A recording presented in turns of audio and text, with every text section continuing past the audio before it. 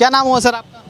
Sir मेरा नाम प्रवीण शर्मा है। प्रवीण शर्मा। शर्मा जी कहाँ के रहने वाले हैं आप? मैं सर मेरठ से बिलोंग करता हूँ। मेरठ से हैं जी। शर्मा जी, एक बात बताइए, राहुल गांधी अभी विदेश गए हैं और विदेश में जाकर कह रहे हैं यूएसए में कि भारत में लोकतंत्र नहीं है, लोकतंत्र खत्म हो चुका है।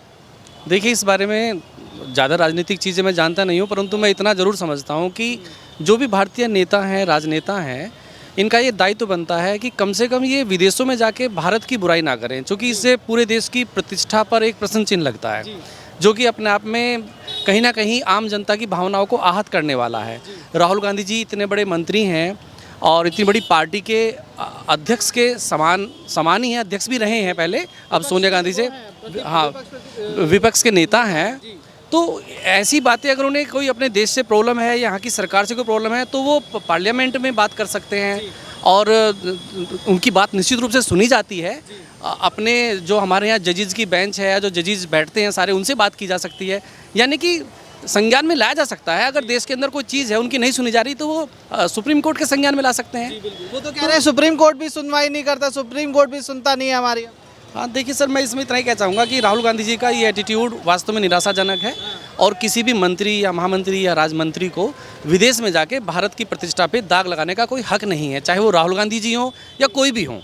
जिस देश में हम रहते हैं, आम जनता ने चुन के उन्हें पार्टी में इतने ऊंचे पदों तक पहुँचाया है, तो पूरा भारतवर्ष को वो एक परिवार के रूप में देखें और कभी भी अपने देश की बुराई बाहर नहीं करनी चाहिए, क्योंकि एक सामान्य सा आदमी भी अपने घर की बुराई पड़ोस में जाके या कहीं और जाके नहीं करता।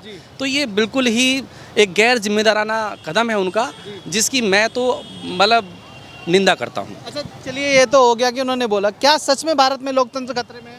सर मुझे ऐसा नहीं लगता, सभी सरकारें अपने अच्छे ढंग से काम करती हैं। कांग्रेस का भी 70-75 साल शासन रहा है और तब हो सकता है बाकी नेताओं ने कहा हो लोकतंत्र खतरे में है, उस समय तो इमरजेंसी भी लगी थी। तो मेरे हिसाब से सहनशील होना चाहिए, ऐसा नहीं है कि इस तरह की बातें कहें, और ये निश्चित रूप से निराशाजनक है कि चुनाव भी ठीक से नहीं हुआ भारत में, अगर चुनाव ठीक से होते तो कुछ और रिजल्ट होता। देखिए इसमें ये बात वो विदेश में जाकर कह रहे हैं। मुझे सर इसमें यही कहना है कि जब जो पार्टी जीत जाती है वो ये कहती है कि चुनाव निष्पक्ष हुए, और जब कोई कहते हैं कि हार जाती है कोई पार्टी, तो कहती है कि चुनाव में निष्पक्षता नहीं रखी गई और पारदर्शिता और शुचिता बरकरार नहीं रही। लेकिन ये सब बचकानी बातें हैं, इन बातों पर नहीं जाना चाहिए और राहुल जी को थोड़ा सा जिम्मेदारी के साथ ही अपनी बात रखनी चाहिए। चाहे भारत में कैसी भी स्थिति हो, उन्हें अपनी बात मंत्रालय में रखनी चाहिए, पार्लियामेंट में रखनी चाहिए, लोकसभा राज्यसभा में रखनी चाहिए।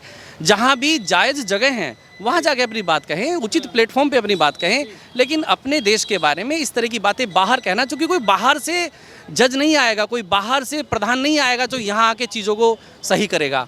ये चीज़ें सरकार को आपस में मिलकर ठीक करनी होती हैं। तो अगर किसी प्रकार की कुंठा है उनके मन में, तो वो अपनी कुंठा से बाहर निकल के चीज़ों को वैज्ञानिक ढंग से देखें।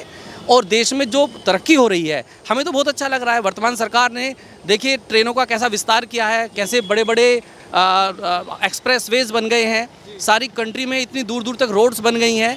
मुझे तो बहुत अच्छा लग रहा है पर्सनली। मुझे लगता है भारत का हर एक पढ़ा लिखा व्यक्ति ये कहेगा कि वर्तमान सरकार, चाहे वो केंद्र सरकार है या स्टेट में जहाँ जिसकी सरकार है, सब बहुत अच्छा काम कर रहे हैं, पहले से बेहतर काम कर रहे हैं, पहले से बेहतर काम हो रहा है। और पढ़े लिखे व्यक्ति को राहुल गांधी का ये भी कहना है कि भारत से इस वक्त हालत चीन की ज़्यादा बढ़िया है, प्रोडक्शन भारत में नहीं है, चीन में प्रोडक्शन अच्छा होता है, भारत में made in India, made in China ज़्यादा यूज़ किया जाता है। ऐसा जाकर अपने देश की बुराई और दूसरे देश की तारीफ। हाँ सर, देखिए मुझे तो यही कहना है कि वो बाहर से सहानुभूति बटोर रहे हैं।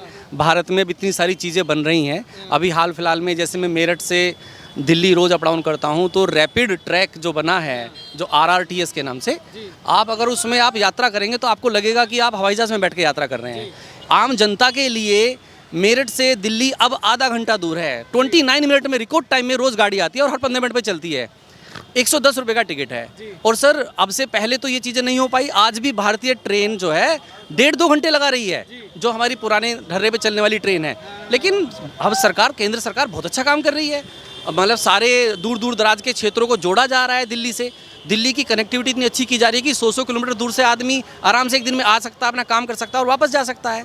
तो तरक्की तो मुझे तो सर दिखाई दे रही है। और अब नेता सर क्या कह देते हैं, अब ये नेता जाने क्यों कहते हैं ऐसी बात, लेकिन ये निश्चित रूप से निंदनीय है और चिंता का विषय है कि इतना बड़ा नेता प्रतिपक्ष बाहर विदेश में जाके ऐसी बात करे, तो निश्चित रूप से वो आम जनता के मन को तो नहीं भाएगा। तो मैं तो यही कहना चाहूँगा कि उन्हें ऐसी बातों से बचना चाहिए। और वो बड़े आदमी हैं, बड़े नेता हैं और इतने पढ़े लिखे हैं, उन्हें देश की गौरव पर, देश की मर्यादा पर, देश की अस्मिता पर इस तरह से कलंक लगाना शोभनीय नहीं है। अच्छा जी, धन्यवाद आपका, बहुत बहुत शुक्रिया। आइए आगे चलते हैं, और भी लोग हैं आगे, उनसे भी बात कर लेते हैं।